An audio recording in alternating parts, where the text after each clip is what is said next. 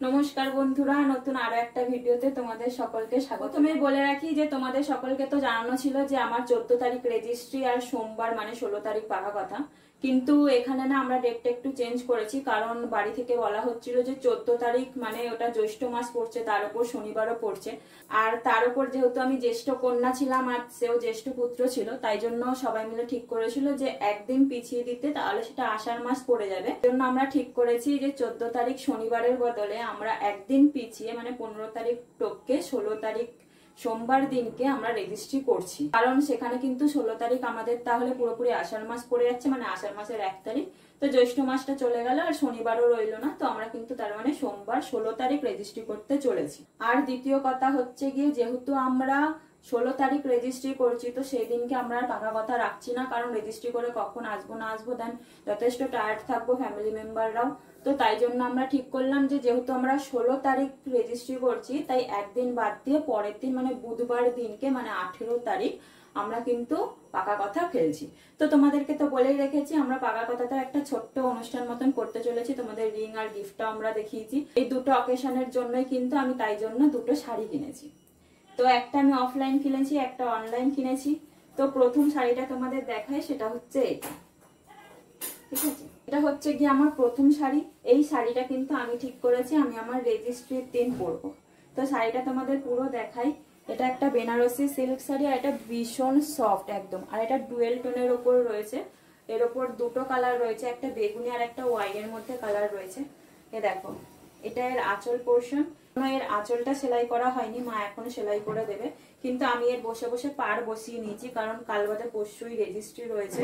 তো আমার শাড়িতে পাড় বসানো কমপ্লিট হয়ে গেছে। দেখো, এটা হচ্ছে এর আঁচল পোর্শন।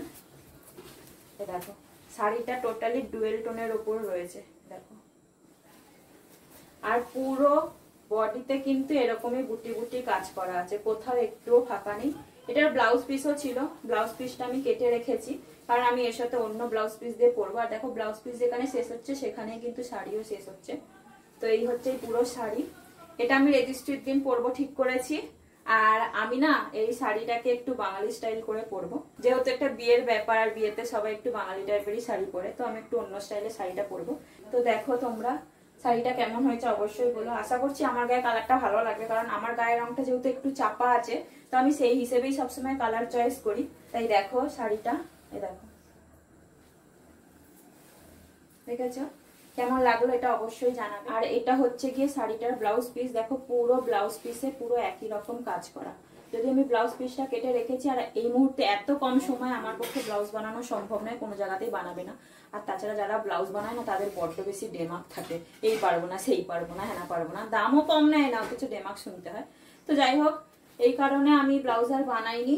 তো তার বদলে আমি একটা ব্লাউজ কিনে নিয়েছি, সেটাও তোমাদের দেখাই। সেটা হচ্ছে এই যে এই ব্লাউজটা আমি তার বদলে কিনে নিই। এই ব্লাউজটা হচ্ছে গিয়ে আমি সেই শাড়িটার সাথে রেজিস্ট্রির দিন পরতে চলেছি।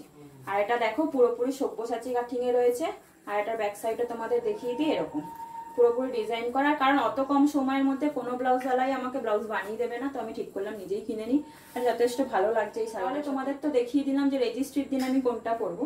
এবার তোমাদেরকে তো আমি বললাম এটাও যে আমরা বুধবার মানে হচ্ছে পাকা কথার দিনও একটা সেরিমনি মতন করতে চলেছি, ছোট্ট অনুষ্ঠান। দুই ফ্যামিলি মেম্বাররাই থাকবে, অনেক লোকজনে থাকবে। তো সেদিন ঠিক করেছি সেদিন আমি সাজবো।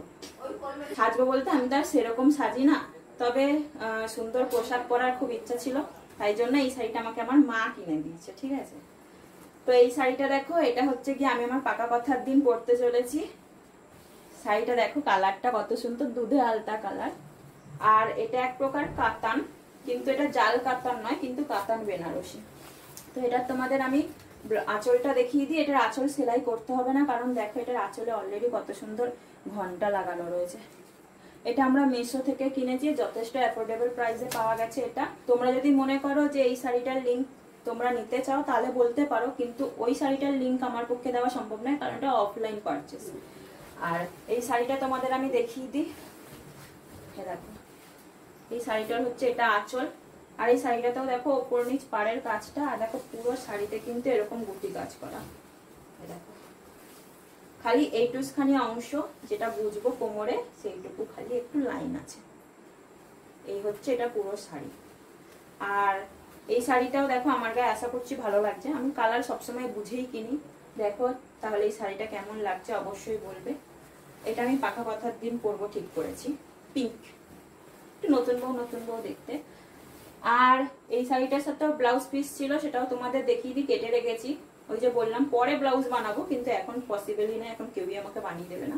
তো এটা হচ্ছে ব্লাউজ পিস, এর নিচে পাড় আছে মানে হাতায় কোমরে লাগানোর জন্য, আর পুরো দেখো ব্লাউজে এরকম গুটি গুটি আছে। আর এই শাড়িটার সাথে আমি একটা সেম সব্যসাচী ব্লাউজ কিনেছি, সেটা হচ্ছে গিয়ে এই নীলটার মতনই দেখতে, কিন্তু ওটা এখনো এসে পৌঁছায়নি। আর যেহেতু আমরা ডেটটা পিছিয়েছি, তাই জন্য আমার ব্লাউজ আসা অব্দি আমার ওয়েটও করা হয়ে যাবে, কালকেই হয়তো চলে আসবে ব্লাউজটা। আর এই হচ্ছে আমার 2 রকমের শাড়ি, যেটা আমি একটা রেজিস্ট্রির দিন পরতে চলেছি, আর একটা আমি পাকা কথার দিন পরতে চলেছি।